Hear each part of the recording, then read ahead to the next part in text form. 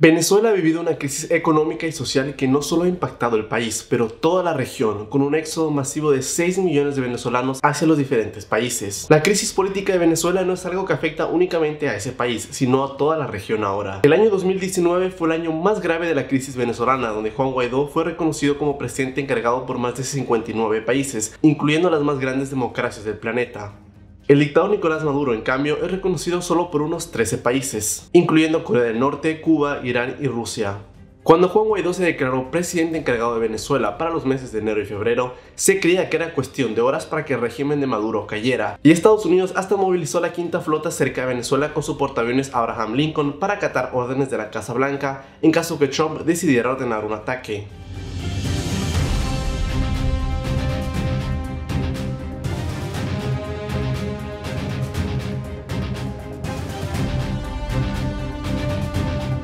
Pero no pasó. Trump no ordenó un ataque, ni Guaidó logró derrocar a Nicolás Maduro, ni la crisis de Venezuela mejoró.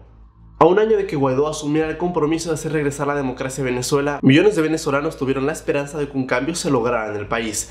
Pero un año después, los niveles de aprobación de Guaidó cayeron estrepitosamente, en parte porque en un año la situación es mucho peor que antes. Ya muchos hablan de que Juan Guaidó es un fracaso estrepitoso, y en parte es cierto, ha decepcionado a millones de venezolanos y latinoamericanos que anhelan que la democracia vuelva a Venezuela.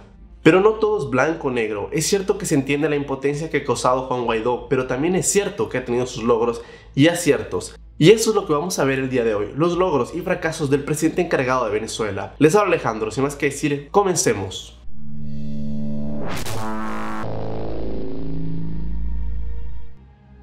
Primer punto, los logros de Juan Guaidó como presidente interino en un año. Sin duda el mayor logro que tuvo Juan Guaidó fue el reconocimiento internacional como presidente de Venezuela por nada menos que 59 países. La posición venezolana veía una clara fractura que impedía establecer un plan de acción que conllevase a derrotar al chavismo. En su momento inicial, el primer país que reconoció a Juan Guaidó fue Estados Unidos. Luego esa lista fue ampliándose yéndose hasta el Parlamento Europeo. Luego de una semana, Francia, España, Reino Unido y Alemania reconocieron a Guaidó como presidente encargado. Es un placer anunciar que el Parlamento Europeo reconoce a Juan Guaidó como legítimo presidente interino de Venezuela. El Parlamento Europeo es la primera institución europea en hacerlo y pedimos a los Estados miembros y a la alta representante que hagan lo mismo cuanto antes a fin de tener una posición única y fuerte. El apoyo claro de la primera potencia mundial puede verse en las sanciones impuestas a dirigentes del chavismo y el régimen que dirige Nicolás Maduro.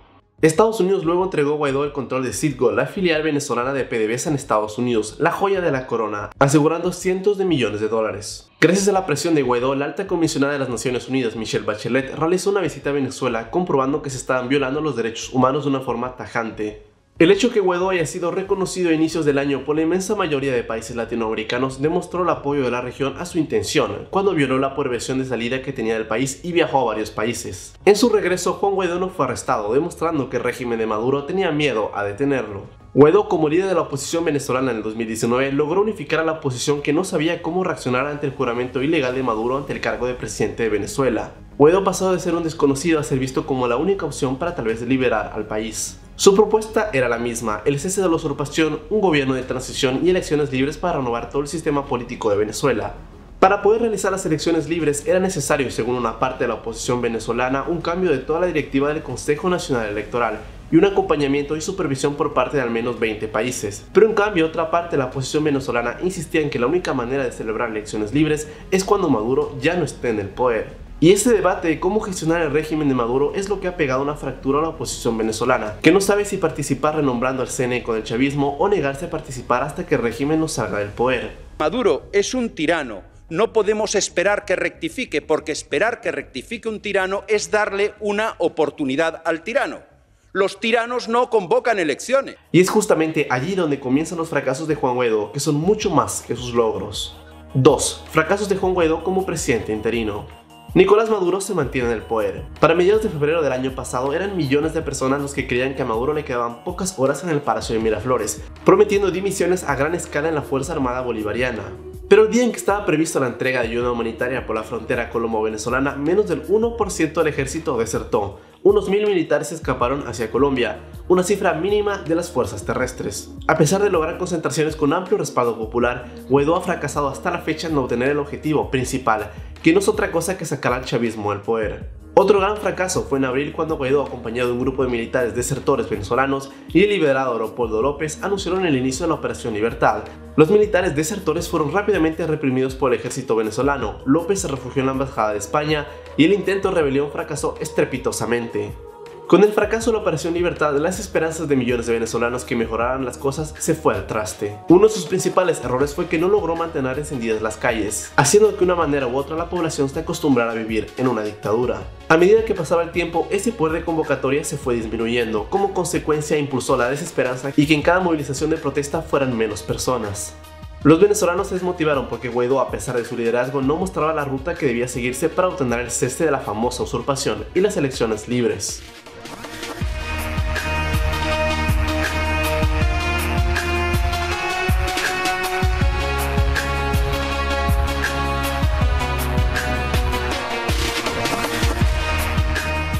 Muchos coinciden que el gran error del presidente interino fue sentarse a dialogar con personas del gobierno de Maduro en Noruega y posteriormente en República Dominicana, ya que esto le permitió a la dictadura de Maduro ganar tiempo en la presión diplomática y económica ejercida por Estados Unidos. Estados Unidos siempre se mostró totalmente en contra de una negociación con el chavismo. Cuando Juan Guaidó se reunió en Colombia para febrero del 2019, el Grupo de Lima enfatizó una salida pacífica para la crisis, algo que fue rechazado por Mike Pence, vicepresidente de Estados Unidos, que dijo que se debían emplear todos los mecanismos para derrotar a Maduro. Muchos creen que era en ese preciso momento que si Guaidó quería una intervención era el momento de pedírsela no al Grupo de Lima, pero a la Asamblea Nacional autorizando a Washington intervenir en territorio venezolano, pero no lo hizo y la Casa Blanca se retractó de tomar una decisión unilateral.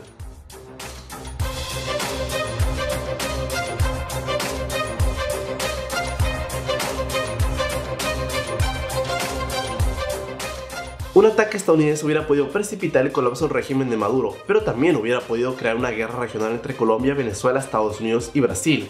Otro error fue mantener el status quo desde abril del 2019 hasta enero del 2020, donde prácticamente ya se había olvidado a Juan Guaidó o algún cambio importante. De ahí cuando se lo volvió a escuchar fue cuando tocó renombrar a la directiva de la Asamblea Nacional el pasado enero, y ahí se discutía fuertemente si Guaidó tendría los votos para renovar su cargo como presidente de la Asamblea Nacional, y por ende su cargo como presidente encargado de Venezuela. El 7 de enero de 2020 se vulneró la sesión de la Asamblea Nacional a fin de evitar que Guaidó fuera reelecto presidente. En una sesión sin quórum y con el apoyo de diputados chavistas, el diputado Luis Parra se autodeclaró presidente del Parlamento. Guaidó no tomó las precauciones para evitar que se intentara arrebatar el último bastión de poder con el que contaba la oposición, aunque la Asamblea Nacional en la práctica no tiene ya ningún poder, es solo un símbolo de poder de la oposición.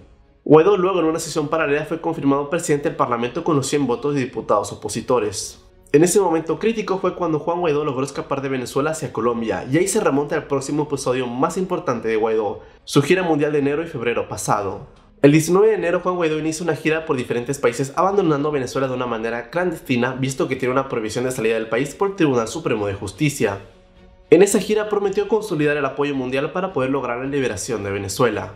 El 20 de enero se reunió con el secretario de Estado de Estados Unidos, Mike Pence, en Bogotá y por primera vez mencionó que la opción militar no estaba descartada y que incluso es una alternativa que ha estado siempre contemplada. Luego Juan Guaidó abandonó Latinoamérica y se dirigió hacia Europa.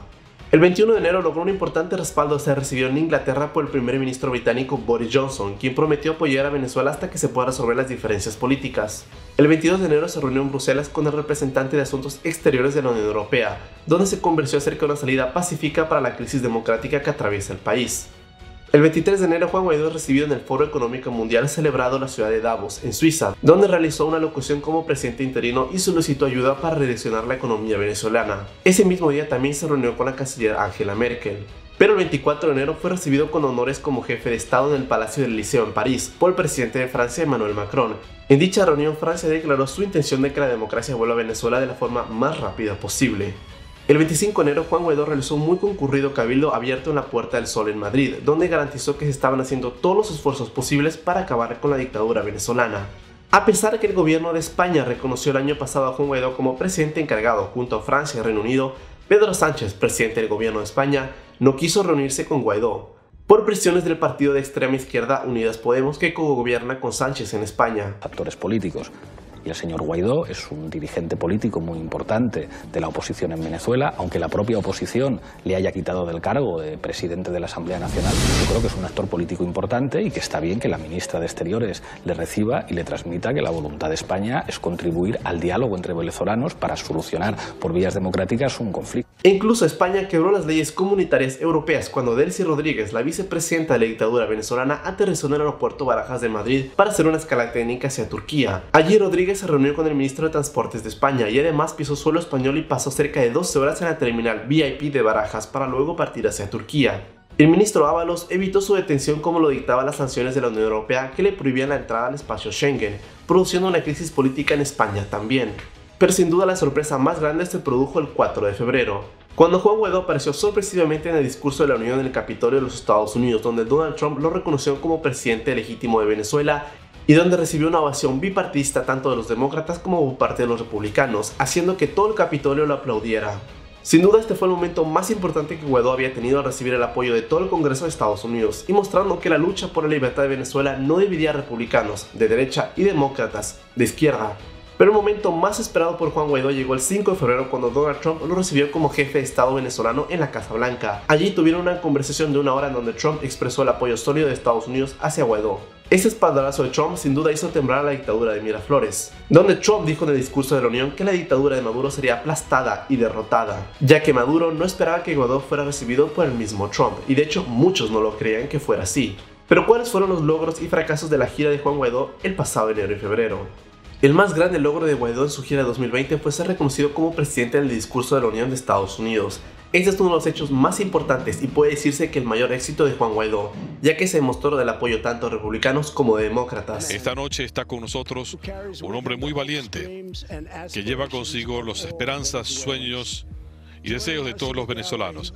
Acompañándonos está el presidente legítimo y verdadero de Venezuela, Juan Guaidó. Señor presidente, por favor, llévele este mensaje a su pueblo.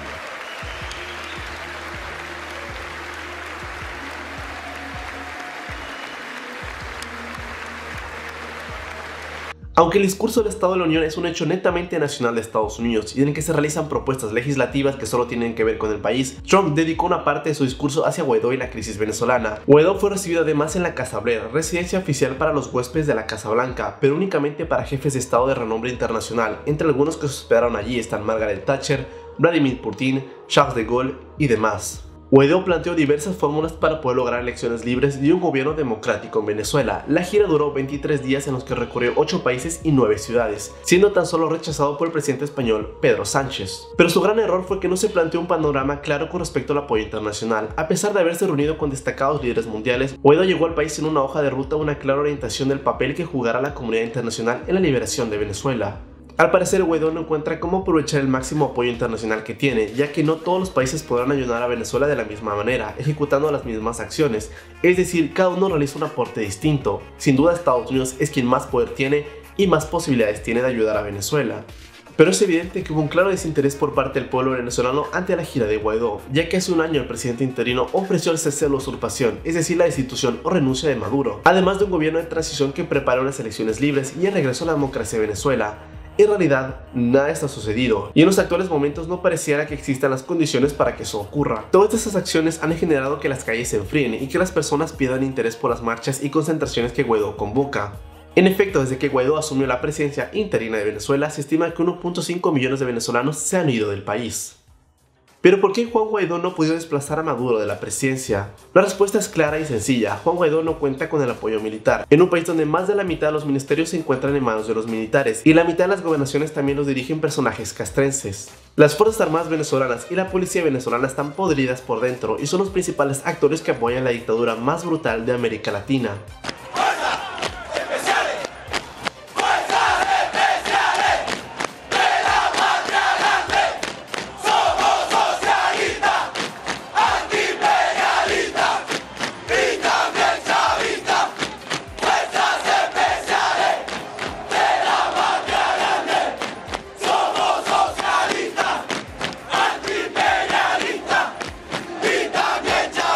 Guaidó no tiene simplemente los medios para retomar el control de la podrida Fuerza Armada venezolana. Guaidó intentó hacer una sublevación militar en abril, pero no logró contar con ese respaldo.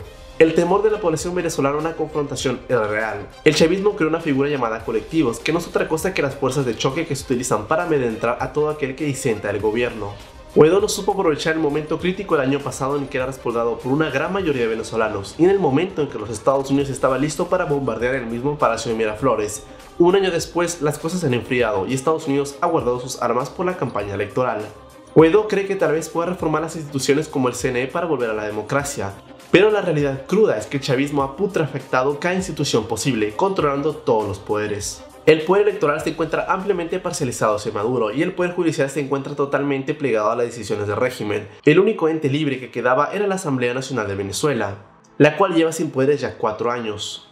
Los rumores de corrupción del entorno de Juan Guaidó también lo han perjudicado. El entorno político cercano a Juan Guaidó ha sido señalado de malversar dinero que se recaudó durante un multitudinario concierto en Cúcuta. De igual manera, la ayuda económica que Juan Guaidó dijo que debía ingresar a Venezuela sí o sí, tampoco generó ningún beneficio a la causa de este. Incluso no se sabe si dicha ayuda llegó en algún momento al país. El panorama político y económico de Venezuela no visualiza nada bien, y si Juan Guaidó no realiza profundos cambios, seguramente fracasará nuevamente su intento por desplazar a Maduro de la presidencia del país.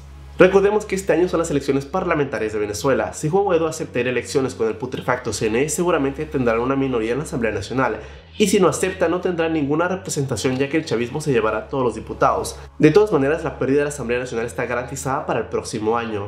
Aún así, Guaidó tiene herramientas suficientes para lograr el éxito, solo debe saber cómo jugar las piezas aprovechando el máximo apoyo que le da a los Estados Unidos, que cuenta con este momento. ¿Quién es el que más poder tiene de cambiar la balanza de poderes en Venezuela? Es claro que el único elemento militar que puede sacar a la fuerza a Maduro no es el ejército venezolano en este momento, pero una coalición internacional extranjera que lo haga. El debate si una intervención puede ser positiva o negativa ya es otro asunto, pero es lo más realista para sacar a Maduro en este momento, y mientras mayor pase el tiempo, a Juan Guaidó se le puede escapar esta y más opciones. Juan Guaidó debe buscar una estrategia clara y concisa que le permita ganarse el respaldo de los militares venezolanos, pero si esto no es posible, no queda otra opción que aceptar la fuerza extranjera o aceptar que Venezuela siga siendo una dictadura por las próximas décadas que vendrán. ¿Y tú qué piensas? ¿Consideras que la gira de Juan Guaidó fue un éxito o un fracaso?